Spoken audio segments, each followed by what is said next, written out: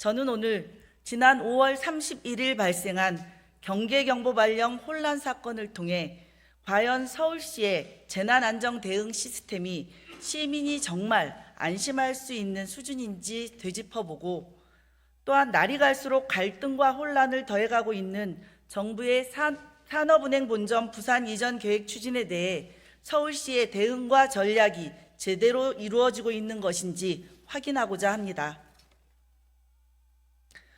지난 5월 31일 오전 6시 41분 서울시가 발송한 위급 재난 문자 한 통이 서울시를 발칵 뒤집어 놓았습니다. 6시 32분자로 서울 지역에 경계 경보가 발령되었으니 대피할 준비를 하고 어린이와 노약자가 우선 대피할 수 있도록 해달라는 급박한 내용이었습니다. 몇몇 지역에서는 비상 사이렌이 울렸고 대피 안내 방송이 송출되기도 했습니다. 출근길을 서두르던 시민들도, 또 아직 단잠에 빠져 있던 시민들도 모두 놀랄 수밖에 없었습니다. 엎친 데 덮친 격으로 주요 포털 사이트의 검색창마저 먹통이 되어 시민들은 말 그대로 눈앞이 깜깜해졌었다고 합니다. 어디로 가야 하는지, 무엇을 해야 하는지 몰라 그저 우왕좌왕하는 상황에서 속절없이 20여 분이 흘렀습니다. 그리고 도착한 문자 한 통. 서울시에서 발령한 경계경보는 오발령 사항이라며 행안부가 보낸 것이었습니다. 뭘 어쩌라는 건지, 또 혼란스러운 상황. 그로부터 20여 분이 더 흘러 서울시가 경계경보 해제 문자를 발송했고, 그로부터 몇 시간이 더 흘러 오세훈 시장은 긴급 브리핑을 통해 경계경보 혼선에 대해 설명하며 사과했습니다. 오세훈 시장께서는 발언대로 나와주시기 바랍니다.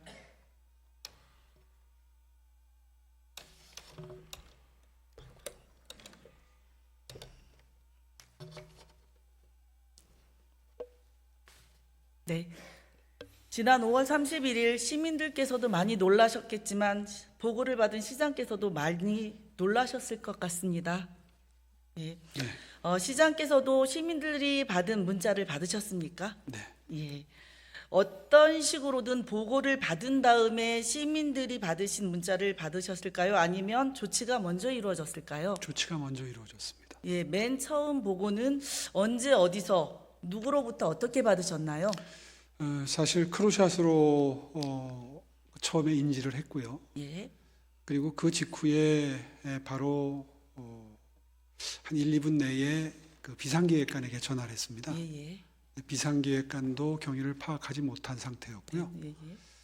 경위를 파악해서 보고드리겠다는 말씀을 듣고 바로 그 출근 준비를 시작을 했습니다. 그래서 이동을 하면서 몇 통화를 계속했습니다. 비상기획관 다음에 통화를 했던 게 순서는 지금 조금 혼동이 그럴 수 됩니다만 있습니다. 예. 소방재난본부장, 예. 정무부시장, 이부시장, 수방사령관 뭐 이런 순으로 통화를 했던 것 같습니다. 예, 알겠습니다. 이제 크로샷으로 보고도 받으시고, 예, 이동 중에 여러 경로로 서울시청까지 오시는 동안 보고를 받았다고 이해를 하겠습니다. 발령 혼란 이후에 실시한 언론 브리핑에서 오발령은 아니다. 시민 안전에는 과잉 대응이 원칙이라고 이야기하셨습니다.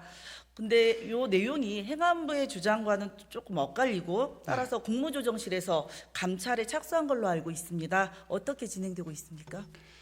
예, 바로 그날 저녁을 꼬박 세우면서 아주 강도 높은 조사가 이루어졌고요. 예. 행안부 쪽 설명과 저희 설명이 많이 상충이 되고 아마 판단이 쉽지 않으셨던 걸로 판단이 됩니다. 아직까지 결론을 내지 않고 있는 걸로 봐서는 아마 초기에는 행안부 쪽에서 아주 완강하게 매뉴얼대로 처리를 한 것이고, 그 매뉴얼을 서울시가 오독했다. 네. 다시 말해서 미수신 지역이 자체 발령해야 된다는 문구를 놓고 해석이 달랐다. 달랐다. 그런데 그 다른 해석이 서울시의 오류다.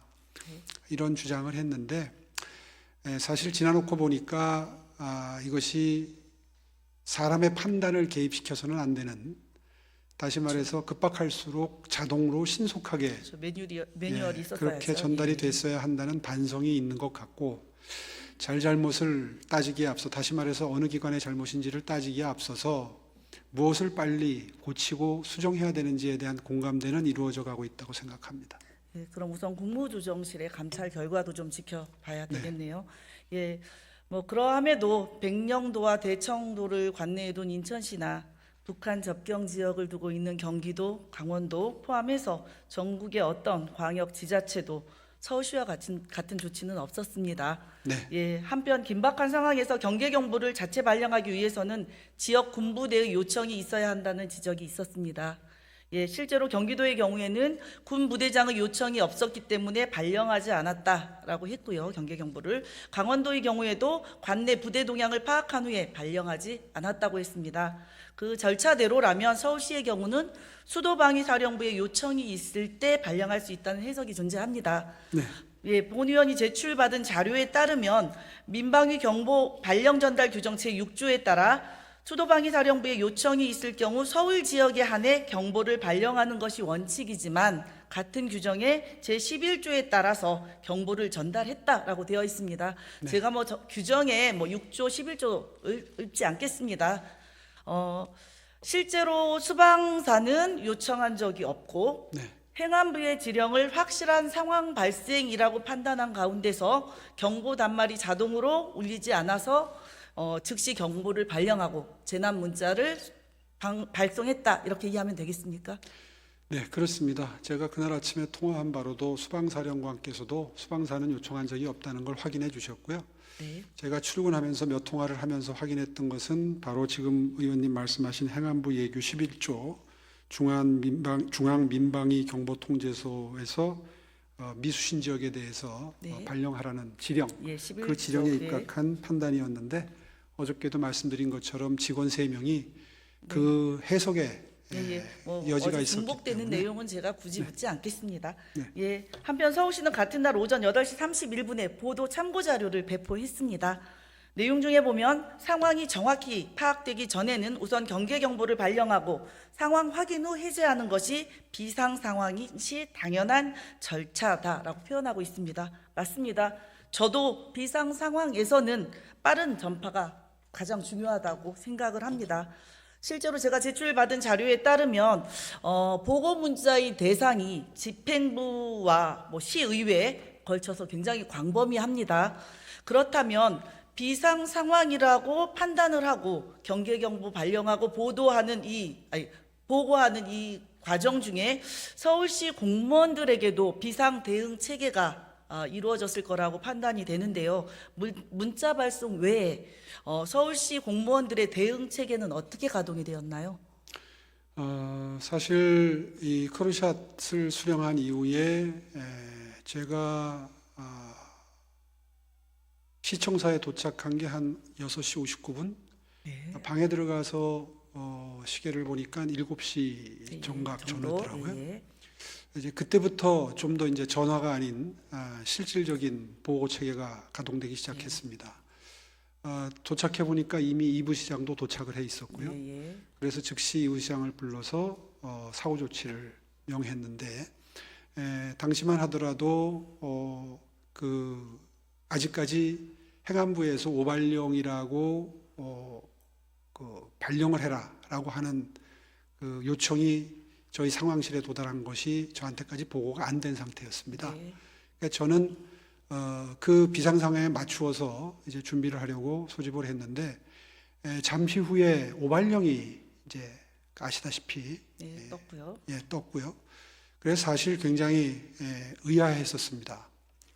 이게 분명히 남쪽 방향으로 서해상으로 발사된 게 분명하고 보도를 통해서 그걸 확인할 수 있는데, 굳이 오발령이라고 행안부에서 공개를 할 필요가 있었을까에 대한 그런 의문이 처음에 들었습니다. 분명히 북한에서 미확인 어떤 발사체가 발사된 건 분명한 사실이고, 그것이 평소와는 다르게 동해 쪽이 아닌 남쪽으로 발사가 됐고, 또 오키나와에서도 비상이 발령이 됐다는 것도 뉴스를 통해서 계속 접할 수 있었는데, 이제 그 부분에 대해서 사실은 저는 납득할 수가 없었던 거죠.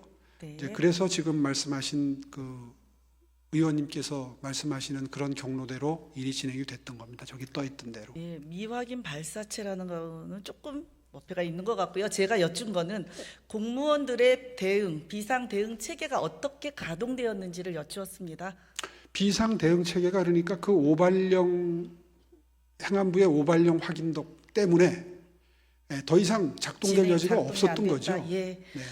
예, 경계정보 발령 혼란과 행안부 서울시 사이에서의 이런 어떻게 보면 시민들 입장에서는 책임 미루기 모습을 보면서 시민들은 지난해 발생한 12구 참사를 떠올렸다고도 하십니다. 예, 뭐 그때나 지금이나 책임 있는 기관들이 좀 서로 미루기에 급급한 모습처럼 보였고 책임을 지겠다라는 모습이 보이지 않았기 때문입니다. 그 시민의 안전을 위해서라면 과잉 대응이 원칙이라는 기조가 왜 그때는 작동하지 않았을까 하는 물음도 하셨습니다. 이번 혼란을 계기로 이런 것들이 좀 개선되고 보완이 이루어졌으면 좋겠습니다. 소동 정도로 끝난 게 정말 다행인 상황입니다. 다시는 이런 일이 일어나서는 안 될 텐데요. 서울시에서는 이번 일을 계기로 어떤 개선과 보완점을 검토하고 계십니까? 예, 서울시 자체적으로 검토할 수 있는 사안은 아니고 원래 행안부에서 그 설정했던 여러 가지 매뉴얼, 그 매뉴얼이 이번에 그대로 문자 그대로 작동이 된 건데요. 그 매뉴얼 자체가 만들어진 지 꽤 오래됐고, 그리고 지난 6년 동안 평소에 경계정보를 발령한 민방위 훈련이 없었기 때문에 업그레이드 될 여지가 없었습니다. 근데 이번에 이 경과를 경험하면서 상당히 여러 가지 고쳐야 될 점이 발견이 됐는데요. 그 점에 대해서 행안부와 어느 정도 공감대가 형성이 되고 있습니다. 첫째는 자동으로 사람의 판단이 개입되지 않은 상태에서 자동으로 경보가 발령되도록 해야 되는 것이 가장 바람직하다는 데 대한 공감대는 분명히 이루어졌고요. 그 점에 대한 개선이 이루어지고 있고, 그 다음에 대피 시에 어디로 대피를 해야 되느냐를 몰라서 혼란이 컸다는 시민들의 반응이 있었습니다. 네. 그 부분에 대해서도 사실상 이번에 점검을 해보니까 대피소라는 표시조차 맞습니다. 많이 지워져 있는 상태고, 또 대피소로 분류되어 있는 곳조차도 대피할 수 있는 상황의 준비가 덜 이루어져 있었습니다. 얼마 전에 있었던 민방위 훈련에서 관공서만 했던 게 굉장히 뼈아픈 부분인데요. 그때 한번 일반 시민들이 참여하는 형태의 연습이 이루어졌더라면 그때 이미 대피소도 어느 정도 정비가 이루어졌을 거고, 또 어디가 내가 사는 동네에 혹은 내가 근무하는 근무처에 가장 가까운 대피소인지도 숙지할 기회가 있었을 터인데 그 점에 대한 아쉬움이 좀 남는데요.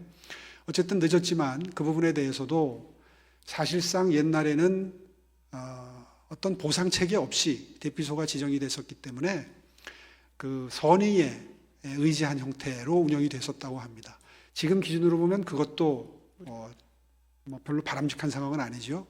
이제 그래서 이번에 논의하고 있는 것은 그 대피소로 지정되는 곳에 건물주들의 경우에는 재산세를 예를 들어서 5% 정도 감면해 드린다든가 하는 인센티브를 들여서 흔쾌하게 대피소로 활용되는 것을 동의할 수 있도록 동의를 받고, 그 대신 평소에 대피소의 기능을 하시라도 비상시에 활용될 수 있는 형태로 유지관리하도록 하는 의무를 부하도록 하는 내용도 지금 논의가 되고 있고요. 네. 또 훈련이 좀 부족했던 것이 연연이라는 여론도 있어서 옛날에는 1년에 2번 정도 했었는데 1년에 한 4번 정도는 훈련을 해야지 되는 것 아니냐. 그래야 매뉴얼에 그치지 않고 몸에 익숙한 대응이 이루어지지 않을까 하는 관점에서 그 점도 지금 논의가 되고 있습니다. 네, 말씀하신 게 잘 이루어졌으면 좋겠고요. 아무리 잘 갖추어진 시스템이나 시설도 제대로 가동되지 않는다면 무용지물일 것입니다. 말씀하신 대로 이번 기회에 일어나지 않았으면 더 좋았겠지만 문제가 생긴 이번 기회에 서울시 재난 대응 시스템 다시 한번 전체적으로 점검 부탁드리고요. 말씀하신 대로 대피 시설 등에 대한 전수 조사도 필요할 것으로 보입니다. 그 대피소 시장께서도 말씀하셨지만 대피소가 제대로 표시되어 있지 않거나 가는 길이 제대로 안내되어 있지 않은 경우도 너무 많고, 말 그대로 공간뿐이고 대피에 관련된 시설이나 용품이 없는 경우가 거의 대부분입니다. 심지어는 관리자가 문을 열어주지 않으면 접근조차 할 수 없는 경우도 있습니다. 예,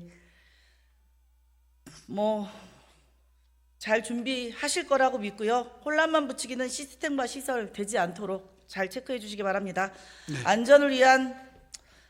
안전을 위해서라면 과잉 대응이 원칙이다라는 주장이 민망하지 않도록, 또 이런 것들이 갖춰지지 않으면 또 행정의 신뢰를 무너뜨리는 일이 되니까 명심해서 잘 진행해 주시기를 부탁드리겠습니다. 네.